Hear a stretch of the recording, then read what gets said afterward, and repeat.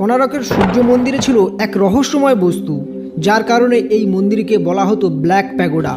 তো দোস্ত, কোণারক সূর্য মন্দিরকে কেন ব্ল্যাক প্যাগোডা বলা হতো তা যদি জানতে চান তাহলে এই ভিডিওটি পুরোটি দেখুন। কারণ কোণারক সূর্য মন্দির ভারতের এমন এক মন্দির যা প্রতিষ্ঠার পর আজও পর্যন্ত ব্যবহার করা হয়নি।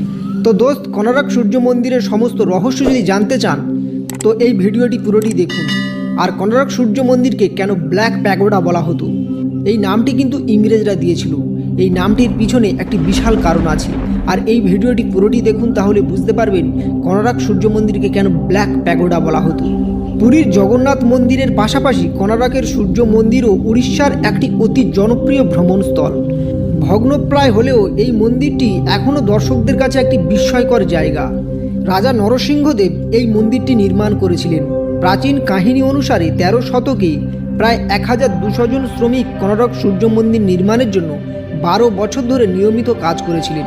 মন্দিরটি পাথর এবং ধাতু দ্বারা নির্মিত ছিল এবং এই মন্দিরটির সাথে যুক্ত আছে একটি রহস্যময় ব্যাপার। কেন প্রাচীনকালে এই মন্দিরকে ব্ল্যাক প্যাগোডা বলা হতো তা আজকের আমরা জানব এই ভিডিওতে। লাল বেলে পাথর এবং কালো গ্রানাইট পাথর দিয়ে তৈরি এই মন্দিরটি এখনও অবধি রহস্য হয়ে আছে আমাদের কাছে। কোণারকের মূল মন্দিরটি 3টি মণ্ডপে গঠিত। এর মধ্যে 2টি মণ্ডপ ধসে গেছে।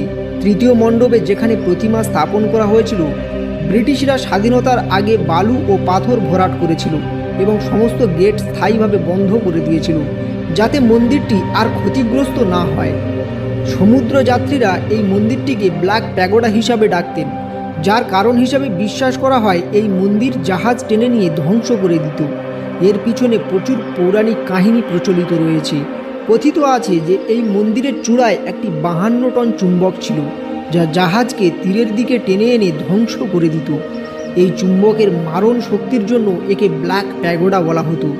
বলা হয় নাবিকরা এই চুম্বকটিকে ধ্বংস করে দিয়েছিলেন কামান মেরে, কারণ তখন সমুদ্রে ইংরেজরা যে সমস্ত জাহাজ বাণিজ্যের জন্য নিয়ে যেত, সমস্ত জাহাজ তীরের দিকে টেনে এনে ধ্বংস করে দিত নাকি এই চুম্বক। তাই ইংরেজরা এই চুম্বকটিকে কামান মেরে ধ্বংস করে দিয়েছিল।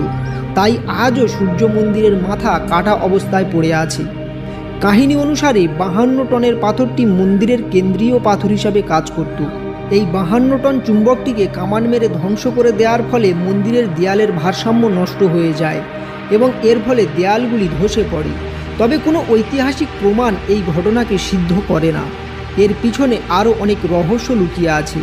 তো দোস্ত, এইরকম ধরনের ভিডিও যদি আরও দেখতে চান এবং কোণারক সূর্য মন্দির সম্পর্কে আরও রহস্য যদি জানতে চান তাহলে আমাদের এই ভিডিওটিকে লাইক করে দিন এবং চ্যানেলটিকে সাবস্ক্রাইব করে রাখুন, যাতে এইরকম ধরনের ইনফরমেটিভ ভিডিও আরও পরবর্তীকালে পেতে পারেন।